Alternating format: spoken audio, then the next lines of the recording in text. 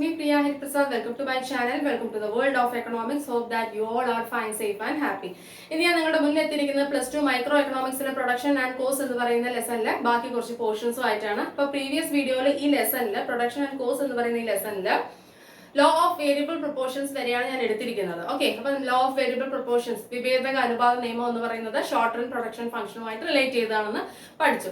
ഇനി നമുക്ക് പഠിക്കാനുള്ളത് റിട്ടേൺസ് ടു സ്കെയിൽ ആണ്. ലോസ് ഓഫ് റിട്ടേൺസ് ടു സ്കെയിലും റിട്ടേൺസ് ടു ഫാക്ടറും പഠിക്കണം. ഓക്കെ, അത് എന്താണെന്ന് നോക്കാം. Before that please try to subscribe my channel.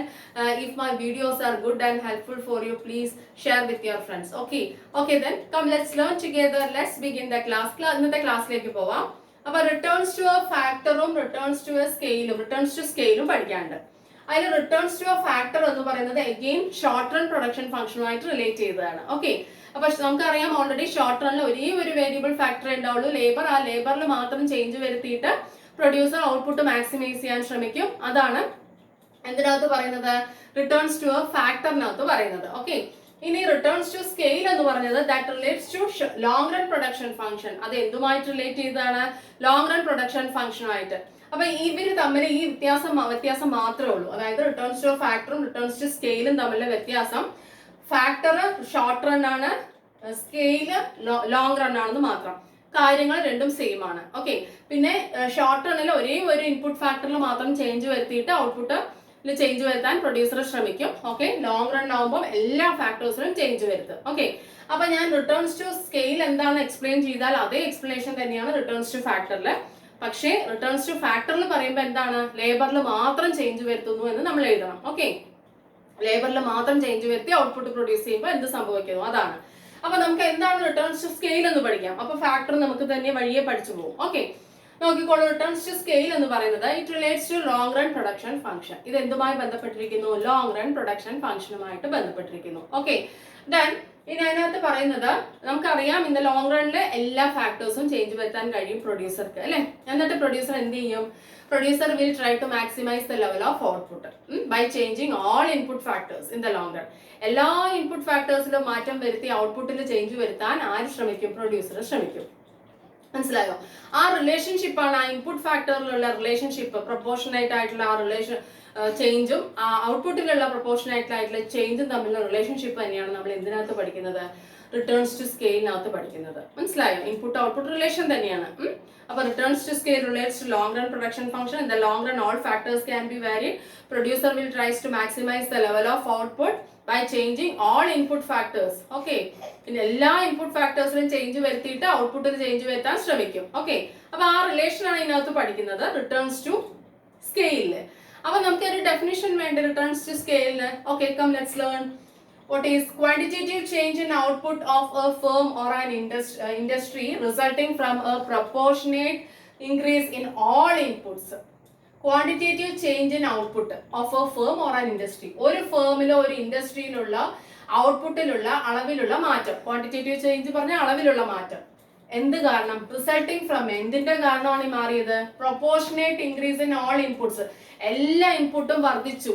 ആ എല്ലാ ഇൻപുട്ടിന്റെയും ആനുപാതികമായ വർധനവ് ഔട്ട്പുട്ടിൽ എന്ത് വരുത്തി, അളവിൽ മാറ്റം വരുത്തി. ഇതിനെയാണ് നമ്മൾ എന്ത് പറയാ, റിട്ടേൺസ് ടു സ്കെയിൽ എന്ന് പറയാം. എങ്ങനെയാണ് ഔട്ട്പുട്ടിലെ അളവിലുള്ള മാറ്റം, ഒരു ഇൻഡസ്ട്രിയിലെ ഒരു ഫേമിലെ ഔട്ട്പുട്ടിലെ അളവിലുള്ള മാറ്റം. എന്തുകൊണ്ടാണ് ഇങ്ങനെ മാറ്റം വന്നത്, എല്ലാ ഇൻപുട്ട് ഫാക്ടേഴ്സിലും എന്ത് വരുത്തി, ഇൻക്രീസ് കൂട്ടി, അല്ലെ. എല്ലാ ഇൻപുട്ട് ഫാക്ടേഴ്സും കൂട്ടി. അങ്ങനെ അത് കൂട്ടിയപ്പോൾ ഔട്ട്പുട്ടിലുള്ള മാറ്റം, അതാണ് എന്തെന്ന് പറയുന്നത്, റിട്ടേൺസ് ടു സ്കെയിൽ എന്ന് പറയുന്നത്. ഓക്കെ, എന്താണ്, quantitative change in output of A firm or industry resulting from A proportionate increase in all inputs. Okay, ഇനി ഇവിടെ റിട്ടേൺസ് ടു എ ഫാക്ടർ വരുമ്പോൾ എന്തായിരിക്കും, ഓൾ ഇൻപുട്സിന്റെ പ്ലേസിൽ എന്താണ്, ആ വേരിയബിൾ ഇൻപുട്ട് മാത്രം എഴുതിയാൽ മതി. അതായത് വേരിയബിൾ ഇൻപുട്ടിലുള്ള മാറ്റം ഔട്ട്പുട്ടിൽ എത്ര മാറ്റം വരുത്തി, ലേബർ മാത്രം. ഇവിടെ എന്താണ്, ഷോർട്ട് റൺ ആയതുകൊണ്ട് അപ്പൊ അങ്ങോട്ട് ഇട്ട് കൊടുത്താൽ മതി ആ ഡെഫിനിഷൻ. മനസ്സിലായോ? അതാണ് റിട്ടേൺസ് ടു എ ഫാക്ടർ എന്ന് പറയുന്നത്. ഓക്കെ, ഇനി 3 ടൈപ്സ് ഓഫ് റിട്ടേൺസ് ഉണ്ട്. Increasing returns, constant returns, decreasing returns. Okay, first one increasing returns. Changes in the level of inputs will lead to a more than proportionate changes in the level of output. അതായത് ഇൻപുട്ടിലുള്ള ഈ വർധനവിനേക്കാൾ കൂടുതൽ, ആ ആനുപാതികമായ മാറ്റത്തെക്കാൾ കൂടുതൽ മാറ്റം എന്തിനകത്ത് വരുന്നു, ഔട്ട്പുട്ടിൽ ഉണ്ടാവുന്നു. അതിനെയാണ് നമ്മൾ എന്തെന്ന് പറയുന്നത്, ഇൻക്രീസിംഗ് റിട്ടേൺസ് എന്ന് പറയുന്നത്. ഇപ്പൊ നോക്കിക്കോളൂ, ഇൻപുട്ട് ഒരു 10% ഇൻക്രീസ് ചെയ്തിട്ടുണ്ടെങ്കിൽ ഔട്ട്പുട്ട് മോർ ദാൻ 10% ആയിരിക്കും. 20 or 30 ലൈക്ക് ദാറ്റ് ആര് ഇൻക്രീസ് ചെയ്യും? ഔട്ട്പുട്ട് ഇൻക്രീസ് ചെയ്യും. അതിനെയാണ് നമ്മൾ എന്തെന്ന് പറയാ? ഇൻക്രീസിംഗ് റിട്ടേൺസ് ടു സ്കെയിൽ എന്ന് പറയാ. ഓക്കെ, ഇൻപുട്ടിൽ ഉണ്ടായ മാറ്റത്തെക്കാൾ ആനുപാതികമായ മാറ്റത്തെക്കാൾ കൂടുതൽ എന്തിനകത്ത് മാറ്റം വരുന്നു? ഔട്ട്പുട്ടിൽ വരുന്നു. അതാണ് എന്തെന്ന് പറയുന്നത്? ഇൻക്രീസിംഗ് റിട്ടേൺസ് എന്ന് പറയുന്നത്. Okay, changes in the level of inputs will leads to a more than proportionate അല്ലെ, അല്ലെങ്കിൽ more proportional changes in the level of output. ഇപ്പൊ ഇൻപുട്ട് 10% ആണ് ഇൻക്രീസ് ചെയ്തിരിക്കുന്നതെങ്കിൽ ഔട്ട്പുട്ട് ഇൻക്രീസ് ചെയ്യുന്നത് മോർ ദാൻ 10% ആയിരിക്കും. 20 അല്ലെങ്കിൽ 30 അങ്ങനെ പോകും. മനസ്സിലായോ? ഇൻപുട്ടിലുള്ള വർധനവിന്റെ അതിനേക്കാൾ കൂടുതൽ ആനുപാതികമായ വർധനവ് എന്തിനകത്ത് ഉണ്ടാവുന്നു? ഔട്ട്പുട്ടിൽ ഉണ്ടാവുന്നു. അതിനെയാണ് ഇൻക്രീസിംഗ് റിട്ടേൺസ് എന്ന് പറയുക. ഓക്കെ, നോക്കിക്കോളൂ, ഈ ഡയഗ്രത്തിൽ അത് മനസ്സിലാവും. ഇത് IQ1, IQ2, IQ3 എന്താണ്? ഐസോകോൺസ് ആണ്. നമ്മൾ ഐസോകോൺസ് ഒക്കെ പഠിച്ചതാണ്. വീഡിയോ കാണാത്തവർ കാണാം. ഇവിടെ ഇൻപുട്ട് ആണ് മെഷർ ചെയ്യുന്നത്, ഇവിടെ ക്വാണ്ടിറ്റി ഓഫ് ഔട്ട്പുട്ട് തന്നെയാണ്. OS എന്ന് പറയുന്നത് നമ്മൾ ഇത് മെഷർ ചെയ്യാൻ വേണ്ടി ഒറിജിനിൽ നിന്നും വരച്ച ഒരു കർവാണ്. നോക്കിക്കോളൂ, ഇൻപുട്ടിൽ ഉള്ള മാറ്റം എത്രയാണെന്ന് നോക്കൂ. ഇത്രയാണ് ഇൻപുട്ടിലുള്ള മാറ്റം. അടുത്ത സ്റ്റേജിൽ ഔട്ട്പുട്ടിലുള്ള മാറ്റം നോക്കൂ, എത്ര വരുന്നുണ്ട്? ഔട്ട്പുട്ടിലുള്ള മാറ്റം ഇത്രയും വരുന്നുണ്ട്. മനസ്സിലായോ? അതായത് ചെറിയ രീതിയിൽ ഇൻപുട്ടിൽ ഇവിടെ ഒരു 10% മാറ്റം വരുത്തിയപ്പോൾ ഇവിടെ എത്ര? 20% എന്തിനകത്ത് മാറ്റം വന്നു? ആ ഗ്യാപ്പ് കണ്ടോ? ഇത്രയും ഗ്യാപ്പ് കണ്ടോ? ഐസോകോൺസ് എന്തിനാ കാണിക്കുന്നത്? ഔട്ട്പുട്ടിനെ കാണിക്കുന്നതല്ലേ? കാണാത്തൊരു വീഡിയോ കണ്ടാലേ മനസ്സിലാവുള്ളൂ കേട്ടോ ഐസോകോൺസിന്റെ. ഓക്കെ, അപ്പം 10% ഇൻപുട്ടിൽ ഇൻക്രിമെന്റ് ഉണ്ടായപ്പോൾ ഔട്ട്പുട്ടിൽ അതിന്റെ ഗ്യാപ്പ് നോക്കൂ. ഈ ഫീൽ ദ ഡിഫറൻസ്. ഈ ഗ്യാപ്പ് നോക്കൂ, 20 അല്ലെങ്കിൽ അതിനേക്കാളും കൂടുതൽ എന്തുണ്ടായി? ഇൻക്രിമെന്റ് ഉണ്ടായി. അതിനെയാണ് ഇൻക്രീസിംഗ് റിട്ടേൺസ് എന്ന് പറയുന്നത്. മനസ്സിലായല്ലോ? Okay, next one, constant returns to scale. Constant എന്ന് കേൾക്കുമ്പോൾ തന്നെ നമുക്കറിയാം സ്ഥിരം. Changes in the level of input will leads to a same proportion. അതായത് ഒരേ ചെലവ്, equal changes in the level of output. ഇൻപുട്ടിൽ എത്ര ചേഞ്ച് ഉണ്ടായി അതേ ചേഞ്ച് ഔട്ട്പുട്ടിൽ ഉണ്ടാവുക. അതാണ് എന്തെന്ന് പറയുന്നത്? കോൺസ്റ്റന്റ് റിട്ടേൺസ് എന്ന് പറയുന്നത്. നോക്കിക്കോളൂ, കോൺസ്റ്റന്റ് റിട്ടേൺസ് ഇപ്പൊ ഇൻപുട്ട് 10% ആണ് ഇൻക്രീസ് ചെയ്തതെങ്കിൽ ഔട്ട്പുട്ടും 10%. ഇൻപുട്ട് 20% ആണെങ്കിൽ ഔട്ട്പുട്ടും 20%. അങ്ങനെ സെയിം പ്രൊപ്പോർഷണൽ ആയിട്ട് ഇൻപുട്ടും ഔട്ട്പുട്ടും പോവുകയാണെങ്കിൽ അതിനെയാണ് എന്തെന്ന് പറയുക? കോൺസ്റ്റന്റ് റിട്ടേൺസ് എന്ന് പറയാം. Constant returns to scale. ഇവിടെ നോക്കൂ, ഈ ഡയഗ്രത്തില് ഇൻപുട്ടിന്റെയും ഔട്ട്പുട്ടിന്റെയും ഗ്യാപ്പ് നോക്കിക്കോളൂ, സെയിം ആണ്, യാതൊരു മാറ്റവും വരുന്നില്ല അല്ലെ? ഈ ഗ്യാപ്പും ആണോ? നോക്കൂ, യാതൊരു മാറ്റമില്ല. ഇവിടുത്തെ എല്ലാ ഗ്യാപ്പും അതേപോലെ തന്നെ ഇങ്ങനെ തന്നെ പോയിക്കൊണ്ടിരിക്കും. ഓക്കെ, ഈ ഗ്യാപ്പ് തമ്മിൽ, ഔട്ട്പുട്ടിലും ഇതിലും ഗ്യാപ്പ് തമ്മിൽ എന്ത് വലിയ വ്യത്യാസം വരില്ല. എന്ന് വെച്ചാൽ സെയിം പ്രൊപ്പോർഷണൽ ആയിട്ടുള്ള ചേഞ്ച് ആണ് വരുന്നത്. അതായത് ഇൻപുട്ടിൽ 10% ആണെങ്കിൽ ഔട്ട്പുട്ടിൽ 10%, ഇൻപുട്ടിൽ 20% ആണെങ്കിൽ ഔട്ട്പുട്ടിൽ 20%. ഇങ്ങനെ സെയിം പ്രൊപ്പോർഷനിൽ പോവുകയാണെങ്കിൽ അതിനെയാണ് കോൺസ്റ്റന്റ് റിട്ടേൺസ് എന്ന് പറയുന്നത്. മനസ്സിലായല്ലോ? ഇനി അവസാനത്തെ decreasing returns or diminishing returns. അതിന് രണ്ട് പേരുണ്ട് കേട്ടോ, ഡിക്രീസിംഗ് ഓർ ഡിമിനിഷിംഗ്, കുറഞ്ഞു വരുന്നത്. അപ്പൊ എന്തായാലും നിങ്ങൾക്ക് തന്നെ പറയാൻ പറ്റും, ഇൻപുട്ടിലുള്ള ചേഞ്ചിനേക്കാൾ ഇൻപുട്ട് എത്ര വർദ്ധിച്ചു അതിനേക്കാൾ കുറവ് ശതമാനമായിരിക്കും എന്തിനകത്ത് വർധനം ഉണ്ടാവുക? ഔട്ട്പുട്ടിനകത്ത് ഉണ്ടാവുക. അതാണ് എന്തെന്ന് പറയുന്നത്? ഡിക്രീസിംഗ് ഓർ ഡിമിനിഷിംഗ് റിട്ടേൺസ് എന്ന് പറയുന്നത് അല്ലെ? Less than proportionate changes in the level of output. Changes in the level of inputs will lead to a less than proportionate changes in the level of output. ഇൻപുട്ടിലെ ആനുപാതികമായ മാറ്റത്തെക്കാൾ കുറവ് മാറ്റം എന്തിനകത്തുള്ളൂ? ഔട്ട്പുട്ടിനകത്തുള്ളൂ. Input എത്ര വർദ്ധിച്ചോ അത്ര കണ്ട് എന്ത് വർദ്ധിക്കുന്നില്ല? ഔട്ട്പുട്ട് വർദ്ധിക്കുന്നില്ല. അതാണ് എന്തെന്ന് പറയുന്നത്? ഡിക്രീസിംഗ് ഓർ ഡിമിനിഷിംഗ് റിട്ടേൺസ് എന്ന് പറയുന്നത്. അതിന് എക്സാമ്പിൾ പറയുകയാണെങ്കിൽ എങ്ങനെ പറയാം? ഫോർ എക്സാമ്പിൾ, ഇൻപുട്ട് ഇപ്പൊ 10% ഇൻക്രീസ് ചെയ്തു എങ്കിൽ ഔട്ട്പുട്ട് ഒരു 5% മാത്രമേ എന്ത് ചെയ്യുന്നുള്ളൂ? ഇൻക്രീസ് ചെയ്യുന്നുള്ളൂ. അതിനേക്കാളും കുറവ്, ലെസ് ദാൻ. ഓക്കെ, അതേപോലെ ഇൻപുട്ട് ഒരു 20% ഇൻക്രീസ് ചെയ്യുകയാണെങ്കിൽ ഔട്ട്പുട്ട് ചിലപ്പം എത്ര ഇൻക്രീസ് ചെയ്യുന്നുള്ളൂ? 10% ഇൻക്രീസ് ചെയ്യുന്നുള്ളൂ. അപ്പൊ ഇൻപുട്ടിലുള്ള ചേഞ്ചിനേക്കാൾ കുറവ് ചേഞ്ച് എന്തിനകത്ത് വരുന്നു? ഔട്ട്പുട്ടിൽ വരുന്നു. അതാണ് ഡിക്രീസിംഗ് റിട്ടേൺസ്.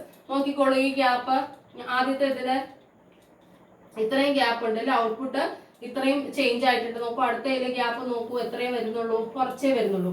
എന്ന് വെച്ചാൽ ഇൻപുട്ടിലുള്ള ചേഞ്ചിന് ഗ്യാപ്പ് ഇവിടെ ഇത്രയല്ലേ ഗ്യാപ്പ് വരുന്നുള്ളൂ, ഇവിടെ എത്രയും വരുന്നുള്ളൂ? 5%. ഇൻപുട്ടിൽ ചിലപ്പം എത്ര ഗ്യാപ്പ് വന്നിട്ടുണ്ടാവും?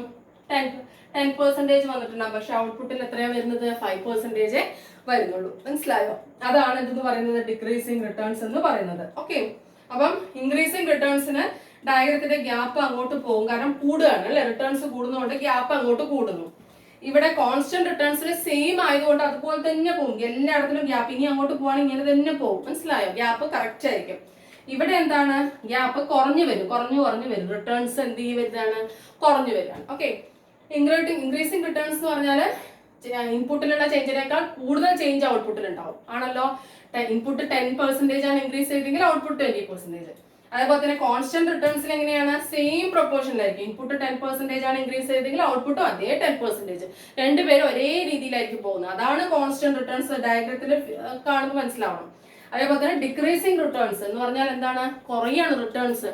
ഇൻപുട്ടിൽ എത്ര വർധനവ് ഉണ്ടായോ അത്ര കണ്ട് വർധനവ് ഇതിനകത്ത് ഉണ്ടാവുന്നില്ല, ഔട്ട്പുട്ടിനകത്ത് ഉണ്ടാവുന്നില്ല. ഇൻപുട്ട് 10% ഇൻക്രീസ് ചെയ്തിട്ടുണ്ടെങ്കിൽ ഔട്ട്പുട്ട് പക്ഷെ ഇൻക്രീസ് ചെയ്യുന്നുണ്ട്, പക്ഷെ എത്ര പെർസെന്റേജേ ഉള്ളൂ, ഒരു 5% ഉള്ളൂ അല്ലെ, ലെസ് ദാൻ.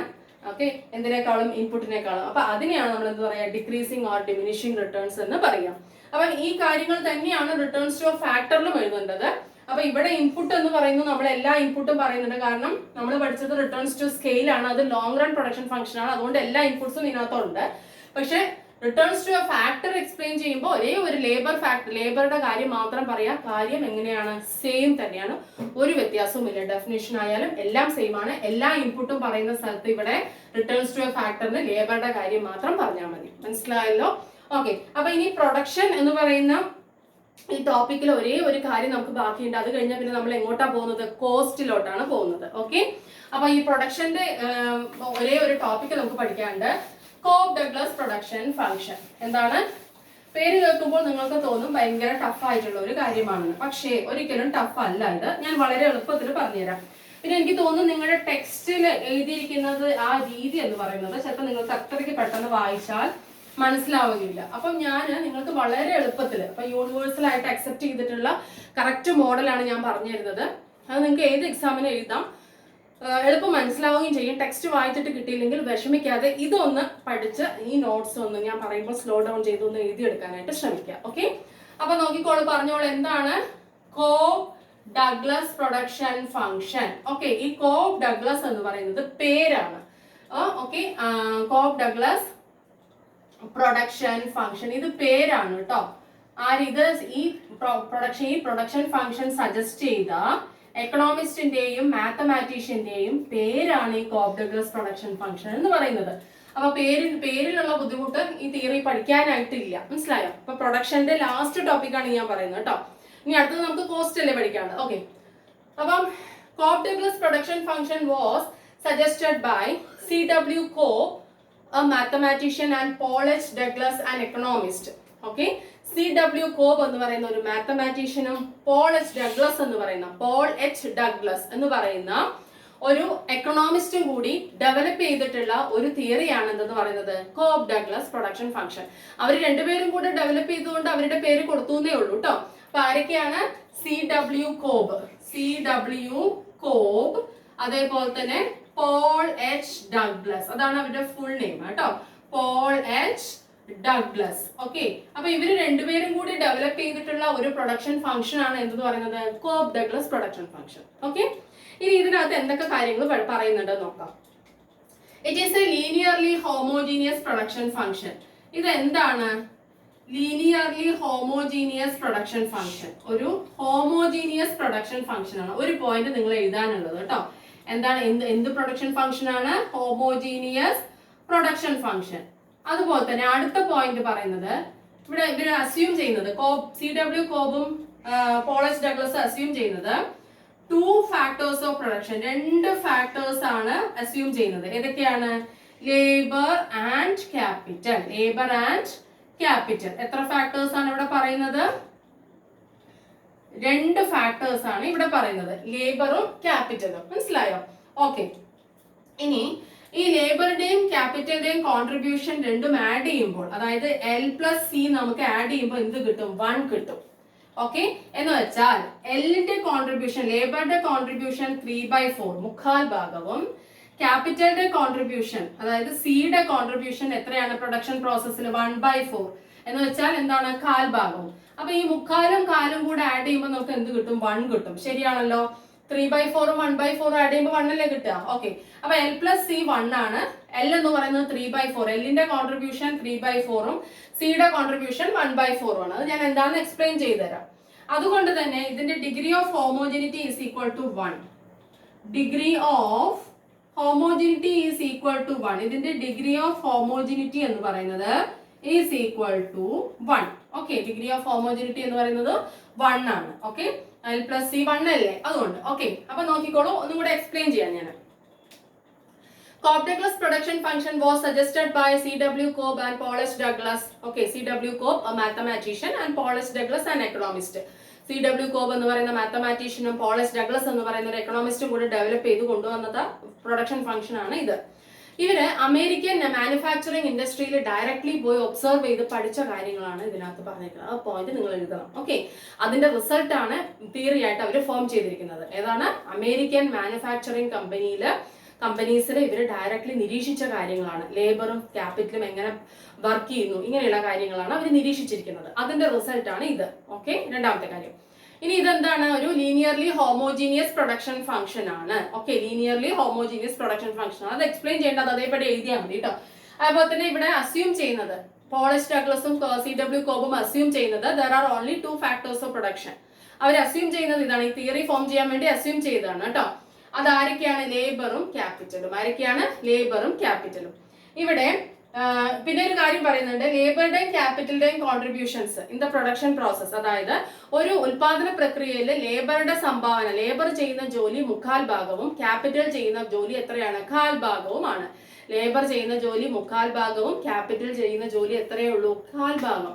അപ്പൊ എന്താ പറയുന്നത് ഇതിനകത്ത്? The contribution of labour in the production process is 3/4, that is 3/4, 1/4 ഭാഗം.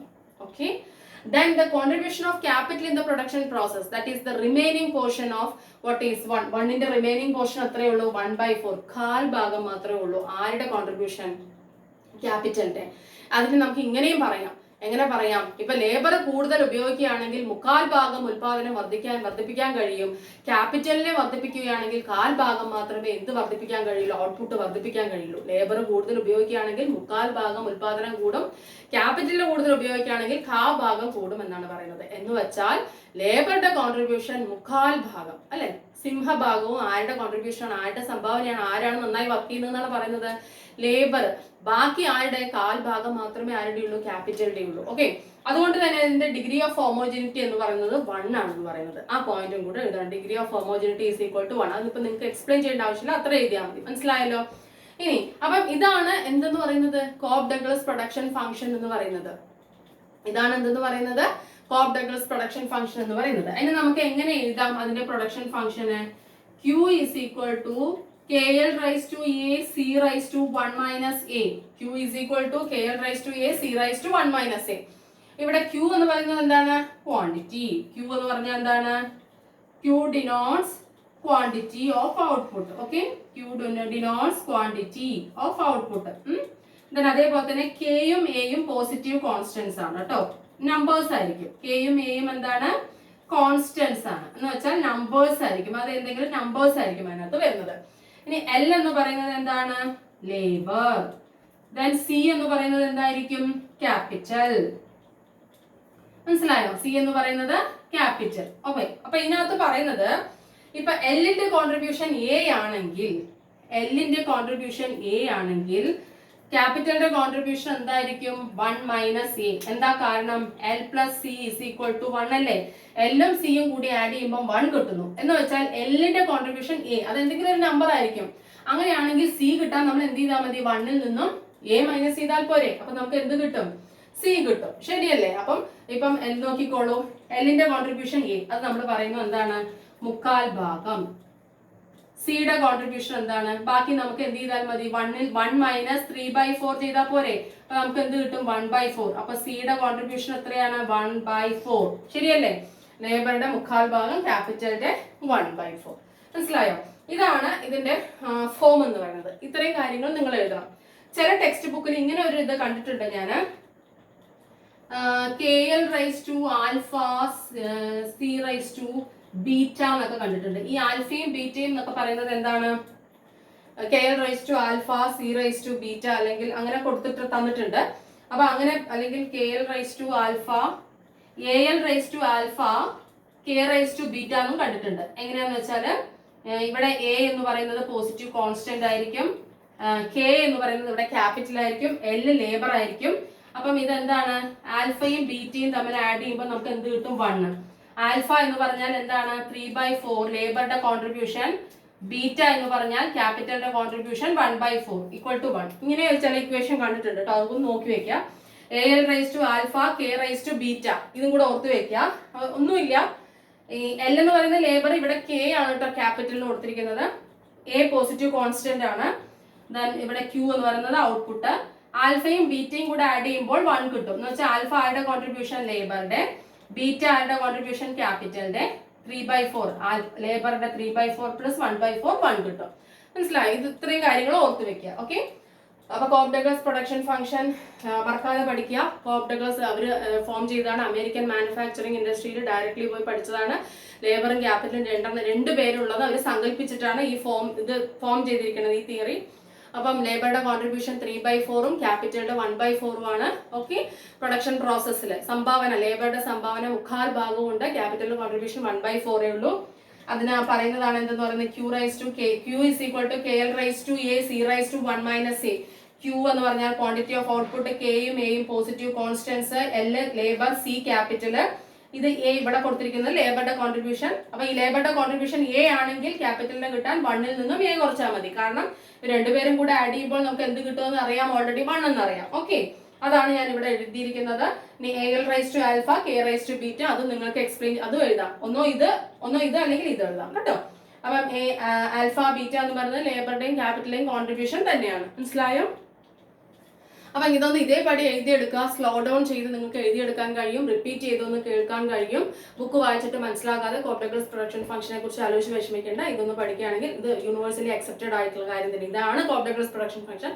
അത് മനസ്സിലാവാത്ത രീതിയിലാണ് തോന്നുന്നു നിങ്ങളുടെ ടെക്സ്റ്റ് കൊടുത്തിരിക്കുന്നത്. ഞാൻ അത് കംപ്ലീറ്റ് വായിച്ചില്ല, അതുകൊണ്ടാണ് ഞാൻ ഇത് എക്സ്പ്ലെയിൻ ചെയ്യുന്നത്. നിങ്ങൾക്ക് എളുപ്പം ഈസി ടു അണ്ടർസ്റ്റാൻഡ് ആണ്. ഓക്കെ, അപ്പോൾ ഓക്കെ, then keep watching.